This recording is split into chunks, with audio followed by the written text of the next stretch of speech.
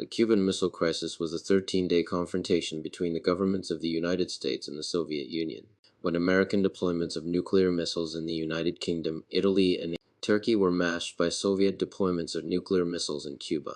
The crisis lasted from 16 to the 28th of October 1962. The confrontation is widely considered the closest the Cold War came to escalating into full-scale nuclear war. Do you know why it happened? 1. Cold War rivalry. The US and USSR were enemies competing for global influence. 2. Cuba's Revolution, 1959.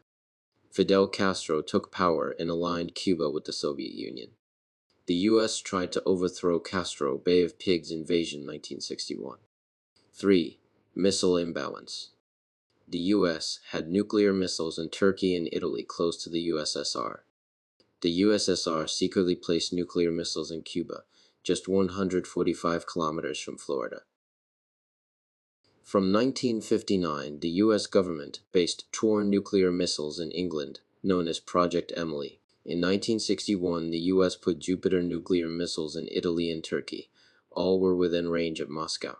The US had trained a paramilitary force of Cuban expatriates which the CIA led in an attempt to invade Cuba and overthrow its government.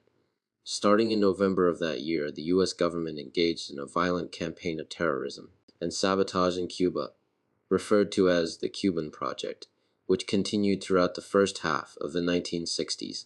The Soviet administration was concerned about a Cuban drift towards China, with which the Soviets had an increasingly fractious relationship. In response to these factors, the Soviet and Cuban governments agreed at a meeting between leaders Nikita Khrushchev and Fidel Castro in July 1962 to place nuclear missiles on Cuba to deter a future US invasion. Construction of launch facilities started shortly thereafter. More breakdown on October 14th. US spy planes discovered Soviet missile sites in Cuba. On October 16th, President John F. Kennedy was informed, and his government went on to present evidence of Soviet surface-to-air missile sites with Soviet R-12 medium-range ballistic missiles, launch sites in Cuba to the United Nations Security Council. October 22nd, Kennedy announced a naval blockade called a quarantine. October 24th, Soviet ships approached the blockade line. October 26th-27.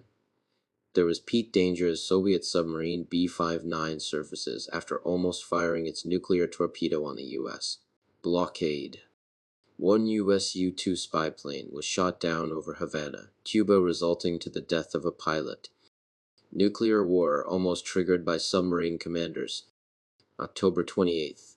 Khrushchev agreed to remove missiles.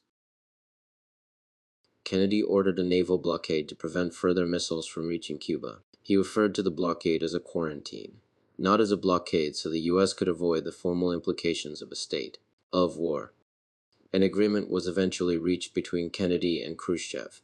The Soviets would dismantle their offensive weapons in Cuba subject to United Nations verification in exchange for a US public declaration and agreement not to invade Cuba again. The United States secretly agreed to dismantle all of the offensive weapons it had. Deployed to Turkey, all force in the UK were disbanded by August 1963. While the Soviets dismantled their missiles, the blockade was formally ended on the 20th of November after all offensive missiles and bombers had been withdrawn from Cuba. The compromise embarrassed Khrushchev and the Soviet Union because the withdrawal of US missiles from Italy and Turkey was done in secret, and the Soviets were seen as retreating from a situation the US started.